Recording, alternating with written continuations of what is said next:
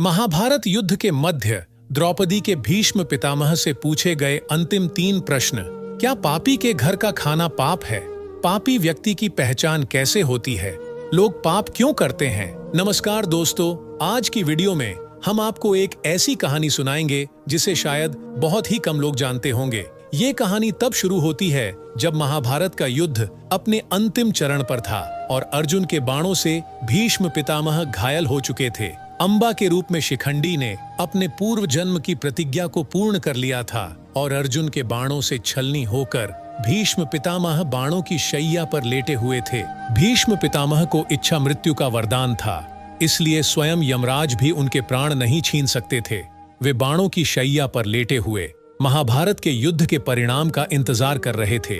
कौरव और पांडव रोजाना उनसे मिलने, उनका हाल जानने आते जाते रहते थे। एक दिन रानी द्रौपदी के साथ 5 पांडव भी उनसे मिलने पहुंचे और पितामह के चारों ओर खड़े हो गए। तब धर्मराज युधिष्ठिर ने उन्हें प्रणाम करके उनसे राजनीति, कूटनीति, धर्म अधर्म जैसे बिंदुओं पर बात की।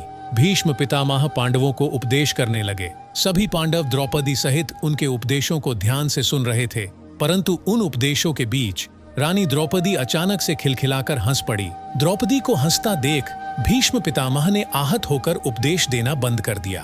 5 पांडवों को भी द्रौपदी का यह व्यवहार पसंद नहीं आया। सभी एकदम शांत हो गए। कुछ क्षण के बाद पितामह भीष्म द्रौपदी से पूछने लगे, हे पुत्री, तुम पांचाल नरेश की पुत्री और एक सम्मानित कुल की बहू हो। तुम्हारा अचानक से हंसना 2 बातों को उजागर करता है। या तो तुम मेरी बातों का उपहास उड़ा रही हो, या तुमने किसी बीती घटना को स्मरण किया है।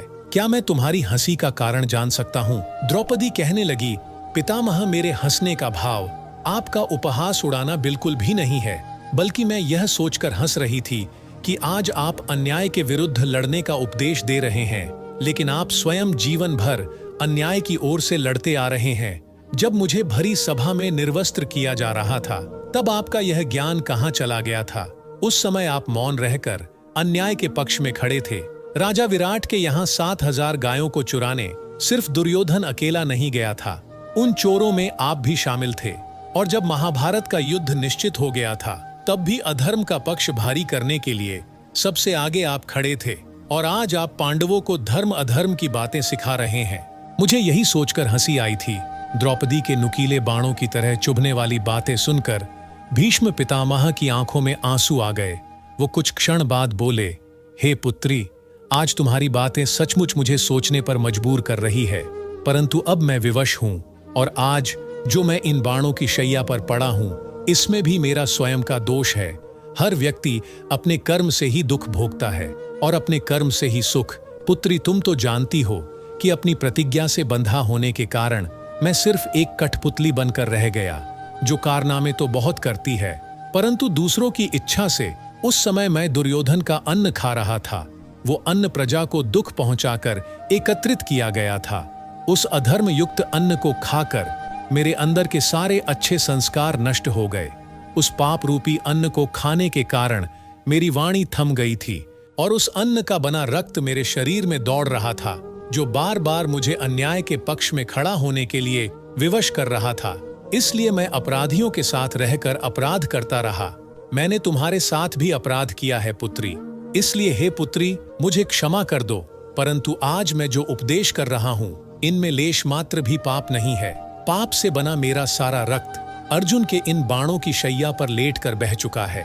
अब तो मेरे शरीर का सिर्फ ढांचा बचा है, जिसमें मेरे पिता के द्वारा दिए हुए संस्कार ही शेष बचे हैं। इसलिए आज ये उपदेश अपने आप ही मुख से निकल रहे हैं। आज मैं तुम्हारे माध्यम से सारे संसार को बताना चाहता हूँ कि पापी के घर का अन्न खाने से बुद्धि कलुषित हो जाती है, विचार परतंत्र हो जाते हैं, मन दूषित हो जाता है, संस्कार खत्म हो जाते हैं। अधर्म की कमाई खाना और खिलाना दोनों ही अधर्म है। जो जैसा अन्न खाता है, उसका मन भी वैसा ही हो जाता है। द्रौपदी ने आगे पूछा, पितामह, पापी व्यक्ति की पहचान कैसे करे? भीष्म पितामह बोले, पुत्री, मनुष्य के कर्म ही उसकी पहचान करा देते हैं। यदि किसी कर्म से जनहानि होती है, किसी की भावनाएं आहत होती हैं, किसी को दुख पहुंचता है, तो निश्चित रूप से वो कर्म धर्म युक्त नहीं है।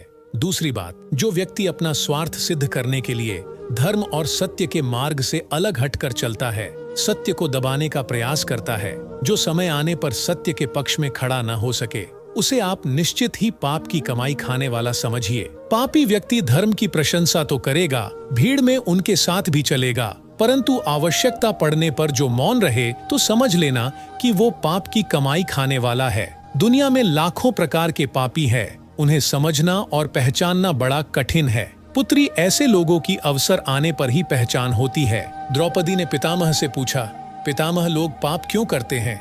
भीष्म पितामह बोले, पुत्री, अज्ञानता, असंतोष, अत्यंत लोभ पाप के कारण है। या तो व्यक्ति बिल्कुल ही मूर्ख हो, जिसे धर्म अधर्म अच्छे बुरे का ज्ञान ना हो, वो व्यक्ति देखा देखी किसी के बहकावे में आकर पाप में प्रवृत्त हो जाता है। या फिर कोई असंतोषी व्यक्ति होता है जिसकी इच्छाएं बहुत विकसित होती हैं। ऐसा व्यक्ति प्रत्येक वस्तु को अपना बनाना चाहता है, चाहे उसके लिए उसे कुछ भी करना पड़े। जब हमारे भीतर असंतोष बढ़ जाता है, तब हम स्वयं के पास प्राप्त वस्तु से खुश नहीं रहते हैं, और यही कारण है कि व्यक्ति पाप का सहारा लेकर वो सब कुछ पाना चाहता है जो उसके पास नहीं है। तीसरा कारण, लोभ। लोभ एक ऐसी तृष्णा है जो धन को देखकर दुगुनी हो जाती है। लोभ में पड़कर व्यक्ति वो सब कार्य कर डालता है जो अनैतिक है, अधर्म युक्त है, निंदनीय है। लोभ पाप का जन्मदाता है। यदि व्यक्ति के मन में लोभ न हो तो वैसा काम क्यों करेगा जिसमें स्वयं को और दूसरों को नुकसान हो? हे पुत्री, आज जो यह महाभारत का युद्ध हो रहा है, इसमें भी लोभ की प्रधानता है। यदि ईमानदारी से दुर्योधन पांडवों को उनके अधिकार का राज्य दे देता तो यह युद्ध ही नहीं होता। इस महाविनाश का कारण लोभ ही तो है।